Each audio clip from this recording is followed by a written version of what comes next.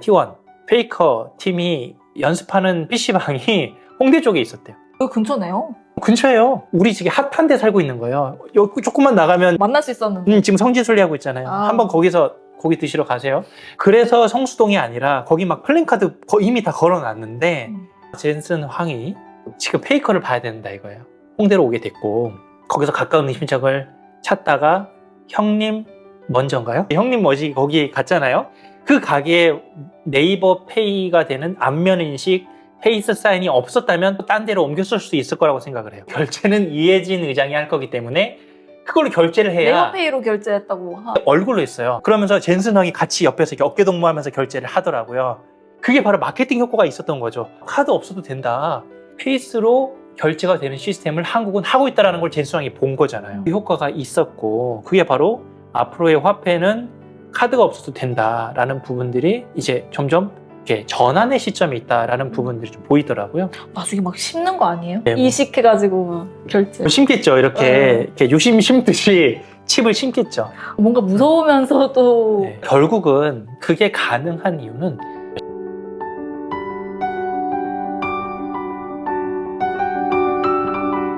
마지막으로 화폐 기원 얘기를 해보도록 할게요. 저는 어렸을 때 그 학교 다니면서 화폐 기원하면 물물 교환으로서의 기능 이렇게까지밖에 안 배웠거든요. 흥미로운 이야기가 최근에 나왔어요. 아이젠스타인이라고 하는 미국의 사상가가 신성한 경제학의 시대라는 책에서 그 얘기를 하거든요. 원래는 선물로 시작이 되었다. 나한테 남아있는 어떤 물건을 거래하지 않고 주는 건 선물이잖아요. 선물의 개념이 있는 거잖아요. 다른 사람과 물물 교환을 하는 행위 자체가 경제적인 수단으로서가 아니고 그냥 그 고마운 마음의 표현? 그렇게 시작을 했다. 이렇게 이야기를 하더라고요. 고마움의 표현이었다. 사실 빚쟁이란 단어가 있잖아요. 빚쟁이가 약간 이중적인 면이 있잖아요. 빚쟁이. 빚을 진 사람 아니면 당한 사람 뭔가요? 그렇죠. 그게 두 가지 의미가 다 있잖아요. 아, 그래요? 빚쟁이라고 했을 때 나는 빚쟁이야 라고. 돈을 빌린 사람. 그래서 빚이 많은 사람을 빚쟁이라고 하지 않나요? 빚쟁이들이 막 몰려온다. 아, 맞네요. 그때 쓰네요. 그러면 그때는 둘 다 빚쟁이네요.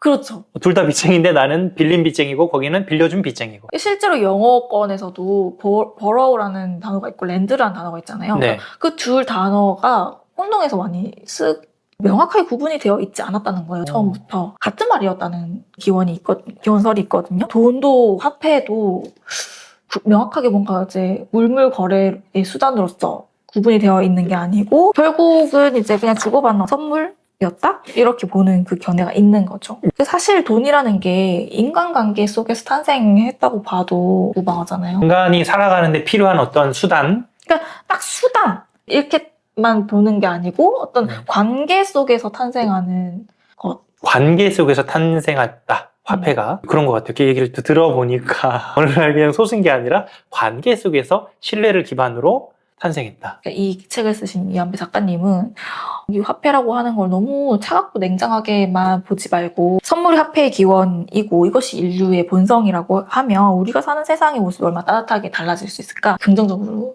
이야기를 하시거든요. 아, 어떻게 따뜻해질까요? 냉혹한 거래 수단으로서만 화폐를 생각하기보다는 넥스트 화폐를 생각을 해봤을 때 신뢰가 인간관계 속에서 탄생했다고 했잖아요. 신뢰가 어디로 갈 것인가를. 신뢰가 어디 가나요? 신뢰는 우리 안에 있는 거 아니에요? 그렇죠. 어디로 갈까요? 말씀하신 이유가 있을 것 같은데. 어떤 신기술이 뭔가가 있을 것이다 라고 생각을 하고 가치를 이제 가치가 있을 것이다 라고 생각하잖아요. 근데 신기술이 등장한 게 중요한 게 아니고 나왔다가 사라질 수 있는 부분인데 중요한 거는 기술이 아니라 이것이 증명하는 가치, 믿음?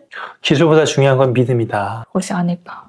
앞으로 화폐는 어떻게 변할 것 같으세요? 너무 어려운 문제인 것 같아요. 작가님은 뭐라고 말씀하세요? 중요한 거는 우리가 화폐가 없던 시대에 있었고 중간에 이제 화폐가 있었고 화폐 물질성이 사라지고 있는 시대가 온 거잖아요. 패러다임이 전환되는 시기에 지금 우리가 인류가 있는 거예요. 뭔가 중대한 변화가 일어날 것 같은 지금 지점에 온 거죠. 중대한 변화가 있겠다. 아무도 예측은 함부로 할 수 없지만 새로운 시작 앞에. 최근에 젠슨 황 삼소 회동 아세요?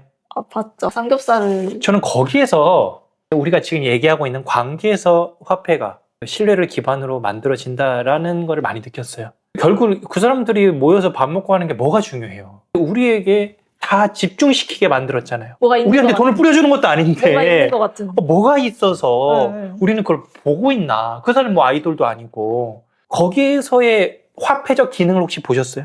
거기에서 과연 뭐가 부가가치가 만들어졌기 때문에 이게 됐을까? 화폐적 가치는 모르겠고요. 음. 삼겹살을 비계를 뗐다 기사를 봤거든요. 저도 좀 화가 나던데요. 그 맛있는 걸 왜 떼? 그러면 돼지 뒷고기를 먹지 왜 삼겹살을 먹냐. 그죠? 삼겹살이라고 하는 이것의 가치, 화폐적 가치. 그럴 거면 100g당 12,000원을 내고 왜 그 비싼 삼겹살을 먹느냐. 100g당 7, 8,000원 하는 뒷고기를 먹지. 그런 경제적인 화폐적 가치가 생각난 거 아니에요? 그랬나 봐요. 그렇죠. 그렇게 먹든 아니든 뭔 상관이에요. 삼겹살의 의미는 세 가지 겹인데 왜 이겹살을 만들어서 먹느냐 이거예요. 겹이 없었어요. 겹이 없었잖아요. 네. 아깝다고 느낀 거 아니에요. 너무 또 하시더라고요. 화폐적 가치를. 그러니까요. 그래서 그런 얘기도 있었죠. 이분은 소고기를 많이 먹다 보니까 소고기의 흰색 떼서 먹는 그 부분인 줄 알고 먹지 않았을까. 다시 드셔야 될 것 같아요. 잘못 드셨어요. 구강모 회장이었나요? LG 회장이었잖아요. 그분이 제일 어렸다고 하더라고요. 78년생인가? 네이버 아니었어요? 그분은 이게 너무 띄엄띄엄 보셨네요. 네이버는 페이 결제를 한 사람이고. 제가 지난 영상에 토스페이, 페이스페이, 네이버의 페이스 사인을 얘기하면서 그 영상을 제가 가져왔잖아요. 이제 결제 시스템이 참 바뀌었구나라는 부분을 좀 느꼈고 왜 거기를 픽했는지도 알겠더라고요. 일단은 그 장소를 픽했던 이유는 T1, 페이커 팀이 연습하는 PC방이 홍대 쪽에 있었대요. 여기 근처네요. 근처에요. 우리 지금 핫한 데 살고 있는 거예요. 여기 조금만 나가면 만날 수 있었는데. 지금 성지순례 하고 있잖아요. 아. 한번 거기서 고기 드시러 가세요. 그래서 성수동이 아니라 거기 막 플랜카드 이미 다 걸어놨는데 젠슨 황이 지금 페이커를 봐야 된다 이거예요. 홍대로 오게 됐고 거기서 가까운 음식점을 찾다가 형님 먼저인가요? 형님 뭐지 거기 갔잖아요. 그 가게에 네이버 페이가 되는 안면 인식 페이스 사인이 없었다면 딴 데로 옮겼을 수 있을 거라고 생각을 해요. 결제는 이혜진 의장이 할 거기 때문에 그걸로 결제를 해야 네이버페이로 결제했다고. 얼굴로 했어요. 그러면서 젠슨 황이 같이 옆에서 이렇게 어깨 동무하면서 결제를 하더라고요. 그게 바로 마케팅 효과가 있었던 거죠. 카드 없어도 된다. 페이스로 결제가 되는 시스템을 한국은 하고 있다는 걸 젠슨 황이 본 거잖아요. 그 효과가 있었고 그게 바로 앞으로의 화폐는 카드가 없어도 된다라는 부분들이 이제 점점 이렇게 전환의 시점에 있다라는 부분들이 좀 보이더라고요. 나중에 막 심는 거 아니에요? 네, 뭐. 이식해가지고 결제. 심겠죠. 이렇게 유심 심듯이 칩을 심겠죠. 뭔가 무서우면서도. 네. 결국은 그게 가능한 이유는 신뢰를 바탕으로 하기 때문에 네이버 페이라고 하는 곳이 갖고 있는 금융 시스템. 네이버 페이가 이제 금융 사업을 하잖아요. 그런 부분에 있어서 통용될 수 있는 시스템을 만들어 놨기 때문에 포스기까지도 이미 세팅이 되어 있는 환경이 되어 있기 때문에 이게 지금 다 작동되는 부분이다라는 부분들을 좀 느낄 수가 있었고요. 젠슨 황을 비롯해서 많은 우리나라의 그 대기업 총수분들이 이제 만났잖아요. 그들이 나누는 대화 중에서도 결국은 중요한 건 계약서더라고요. 그러니까 구두상으로 얘기되었던 부분들은 주식시장을 얘기를 하면 엄청 그 테마주로 올랐다가 다 빠졌어요. 주가가 살아있는 기업들을 보면 계약이 좀 확실하거나 또는 계약을 했거나 거래가 확실히 분명 어떤 서류상으로 나타난 부분이 있느냐 없느냐의 근거가 정말 중요하더라고요. 그러니까 그들이 나눈 어떤 대화 속에 회동을 했다, 만났다라는 것 자체도 가치가 있지만 더 나아가서 계약서라고 하는 부분 또는 구두 계약이라든지 이런 부분까지 되지 않으면 그 어떤 화폐로서의 가치, 결국 이게 실물 시장에서 금융 시장에서 사람들이 이거를 어떤 가치로 보느냐 그 부분이 되게 중요하다라는 거를 알게 됐어요. 우리 출판사에서도 결국 계약서를 쓰고 안 쓰고가 중요하잖아요. 구두상에 나눈 얘기, 계약서상에 사인한 거, 그 사이에 구두 계약 이런 것들이 가지고 있는 화폐로서의 가치를 저는 생각하게 됐어요. 이 책을 보면서 삶에 있어서 조금 변화가 있었다면 어떤 게 좀 변화가 있으셨을까요?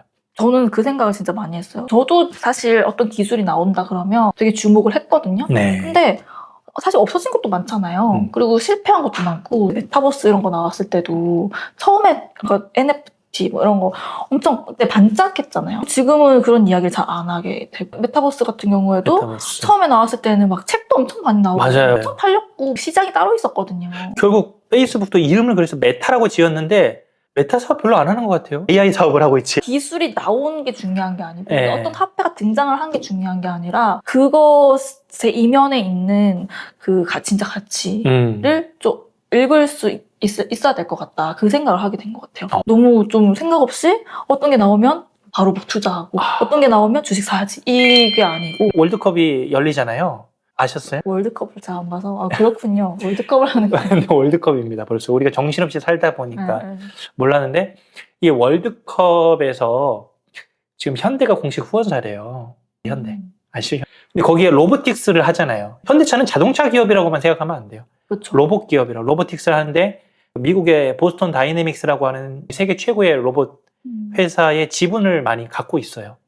현대차가 로봇을 한다라고 할 수 있는데 거기서 만든 로봇이 못 차고 막 엎어지고 그랬는데 학습을 해가지고 손흥민 경기도 보고 유명한 선수들 뭐 이렇게 경기 막 학습을 딥러닝을 AI가 해가지고 나중에는 엄청난 슛도 하고 골도 넣고 이런 이제 영상이 있거든요.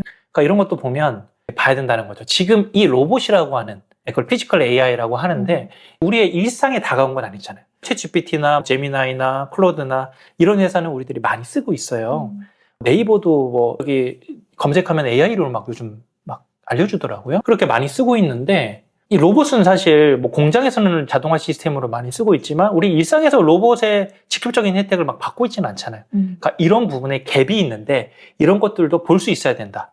그런 생각을 좀 들더라고요. 잠깐의 이슈라든지 테마에 너무 끌려가지 않고 그것이 갖고 있는 실질적인 우리의 삶에 어떤 영향을 미치는지 그런 가치를 볼 수 있으면 좋을 것 같고 결국은 우리가 쭉 얘기해왔던 화폐도 화폐의 가치라고 하는 것도 그냥 이 액면으로 보이는 것만이 가격이 아니라 예를 들어 환율 환율에 의해서 이 가치가 계속 바뀌잖아요. 우리 원화의 가치도 바뀌고 달러의 맞아요. 가치가 늘상 바뀌는 거기 때문에 그런 데까지 우리가 민감하게 반응을 하면 달러를 살까 저축을 할까 투자를 할까 금을 살까 이런 데에 있어서 우리가 현명한 판단을 할 수 있다라는 부분. 사실 달러도 지금까지는 이제 달러가 안전 자산으로 네. 인정받아왔지만 앞으로는 어떻게 알 수 없다. 어떻게 될지 알 수 없다. 네. 그 생각도 들더라고요. 그러면 뭐가 가장 조금 대항마가 될 수 있을 거라고 생각하세요? 글쎄요. 저는 중국을 좀 주시해야 된다고 생각하거든요. 중국이 지금 엄청 장난이 올라오고 있고 최근에 또 트럼프가 중국 방문했는데 눈치 보던데요, 트럼프가? 시진핑? 예전에는 당연히 달러가 안정적이고 미국이 최강대국 이렇게 생각을 했지만 지금은 중국이 좀 만만치. 중국이 굉장히 보호무역을 하고 있는 나라잖아요. 물론 내부에는 시장 경제가 돌아가긴 하지만 내수 시장이 어마어마하게 크잖아요. 미국과 거래하지 않더라도 너무 자생할 수 있는 너무 큰 나라인 거예요. 미국도 함부로 중국의 배짱을 튕길 수 있는 나라인 것 같아요. 그래서 중국이 앞으로 어떻게 하나 저는 좀 주목해야 하는 포인트가 아닐까. 굉장한 통찰력이 느껴집니다. 중국이 중요하다. 중국이 뭐 CBDC를 발행한 디지털 위안화를 어떻게 뭐 한다 이런 이야기들 이슈가 들리면 그러니까 주목을 해야 하지 않나. 잘 지켜보고 있다가 어떻게 하는지 봐야 하지 않나. 그리고 미국과의 관계라든지 이런 것들 좀 파악해야 하지 않나. 그렇게 생각합니다. 전 세계 패권은 미국과 중국이 이끌어 갈 거다. G2 이런 말씀을 하신 것 같아요. 거기에서의 지정학적으로 우리나라의 위치가 매우 중요하죠. 최근에 젠스왕이 대만에 살짝 들렸고 대만에 행사가 있어서 들렸지만 우리나라에 굉장히 오래 머물렀던 이유도 우리나라가 가진 지정학적인 위치도 있고 너무 중요하잖아요. 왜냐하면 대만은 늘 중국의 어떤 가시권 안에서 영향을 너무 많이 받게 있는 부분도 있고 우리나라는 그래도 거기서로부터는 좀 더 자유로운 독립적인 부분 갖고 있는 여러 가지 역량들 다양한 걸 할 수 있는 그런 면에서 우리나라가 앞으로 점점 더 강해지고 최근에 이제 이재명 대통령이 지금 유럽에 순방하기 전에 취임 1년 기념 담화를 할 때도 대체불가 대한민국이라는 캐치프라이즈를 썼어요. 그만큼 우리나라가 위상이 많이 달라졌다라는 부분이 있고 우리가 중국도 보고 미국도 보겠지만 한국이 갖고 있는 그 오리지널리티 대체불가한 그 부분에 있어서 우리가 좀 집중을 해야 되고 우리는 또 출판사이기 때문에 콘텐츠를 만들고 있는 입장에서 그것이 무엇일까? 화폐의 종말 두 번째 촬영 여기서 마치도록 하겠습니다. 감사합니다. 네.